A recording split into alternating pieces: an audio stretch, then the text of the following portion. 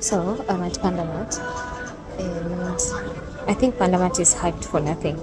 Like or is it that because now it's already popular and everyone probably shops here, so they've hiked the prices. I don't know, but I feel like it's hyped for nothing.